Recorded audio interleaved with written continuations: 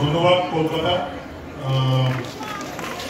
আপনারা আপনাদের এই চিৎকার, এই ভালোবাসার জন্যই আমাদের সব পরিশ্রম, আপনারা সেটা সার্থক করেন।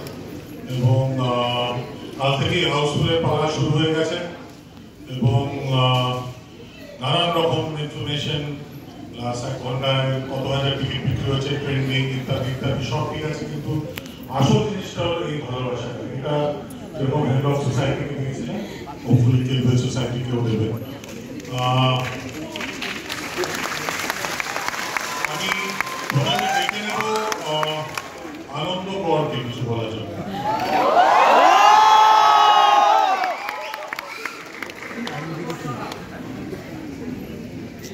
এবারে কথাটা নিজেকে বলতে হবে, বিদায় না, সিরিয়াসলি বিদায়। বিদায় তো বলতে বলবো আনন্দ করকে ফাইনালি।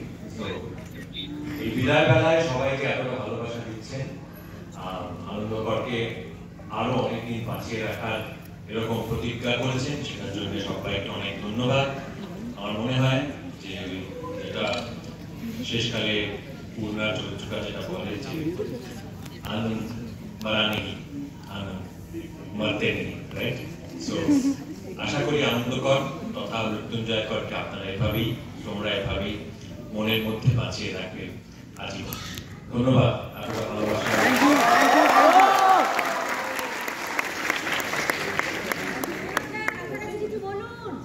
আমার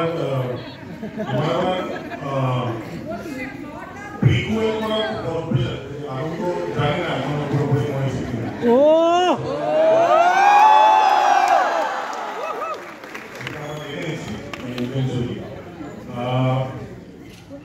আমি বলছি যে ইসরাত যদিও পাচ্ছে না, তাও পেট কাটা সহ কিছু বলতেই পারে।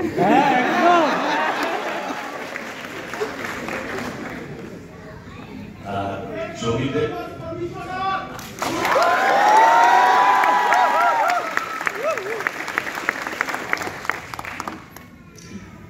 ছবিটা আমার খুব একটা ভালো লাগে। খুব পছন্দ, পারিবারিক সিনেমা তো আমার সব থেকে যেটা বলবো যে এই ইন্ডাস্ট্রিতে আমি যেখান থেকে এসেছিলাম সেখান থেকে প্রফেশনাল ক্যারিয়ার আমার 2000 সালের 1 জুন শুরু হয়েছে। এবার 2025-এর 1 জুন আমার 25 বছর পূর্তি হবে। এই সিনেমার একটা কাকতালীয় জিনিসকে আমার সঙ্গে মিলিয়ে দিয়েছে, যেটা ছবিটা দেখার পর আমি বুঝতে পেরেছি। এই 25 বছরটা উদযাপন করতে আমি জানতাম না সিনেমার মধ্যে তার উত্তর রয়েছে।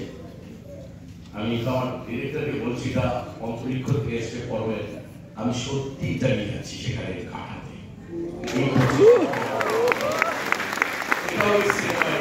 এই সিনেমাটা আমি বাংলা সিনেমার অনেক উত্থান পতন, চড়াই উতরাই, আমি বিভিন্ন ধরনের কাজ করেছি।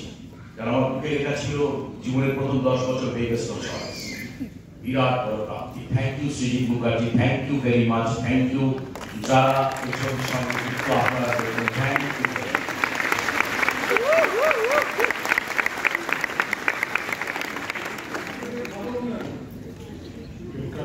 আমার মনে হয় বাংলা ছবির ইতিহাসে একটা অত্যন্ত গুরুত্বপূর্ণ এবং যেটা খুব সহজে বিস্তৃত হবে না, একটু কম বলতে পারি আউটস্ট্যান্ডিং পারফরমেন্স।